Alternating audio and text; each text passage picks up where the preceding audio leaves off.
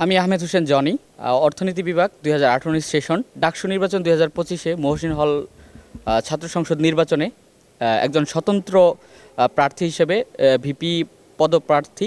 আমার রাজনৈতিক দর্শন হচ্ছে, আমি যেহেতু ছাত্র রাজনীতি করছি, তো ছাত্র রাজনীতির দর্শন হওয়া উচিত ছাত্রদের কল্যাণে যে রাজনীতি, ছাত্রদের যা চাওয়া যা পাওয়া, ছাত্রদের যে আকাঙ্ক্ষা সেগুলো পূরণ করার রাজনীতি। আমরা বিগত সময়ে দেখেছি যে ছাত্র রাজনীতির নামে ক্যাম্পাসে নোংরামি চলেছে, যেটাকে নোংরামি বলা যায়। এটাকে ছাত্র রাজনীতি বলা যায় না, কারণ ছাত্রদের কল্যাণে যে রাজনীতি না, সেটাকে ছাত্র রাজনীতি আমি বলবো না।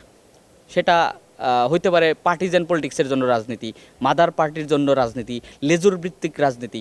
সেই রাজনীতি আসলে ছাত্রদের কোনো কল্যাণ বয়ে আনে নাই, বরং ছাত্রদেরকে ব্যবহার করে সেই রাজনীতির ফায়দা হাসিল করা হয়। ছাত্ররা অবশ্যই সেটা উপলব্ধি করেছে এবং 2024 সালে যে আন্দোলন হয়েছে সেখানে ছাত্ররা কিন্তু স্বতঃস্ফূর্তভাবে আন্দোলনে অংশগ্রহণ করেছে এবং এই ছাত্রদেরকে যে ব্যবহার করে রাজনীতি করার যে প্রবণতা যারা করেছে তাদেরকে কিন্তু প্রতিহত করেছে ছাত্ররা নিজেরাই। সাধারণ শিক্ষার্থীর আন্দোলনের পরে 2024 সালের যে ছাত্র আন্দোলন হয়েছিল, সেটার পরে যে অবস্থাটা হওয়ার কথা ছিল সেটা আমরা পাইনি।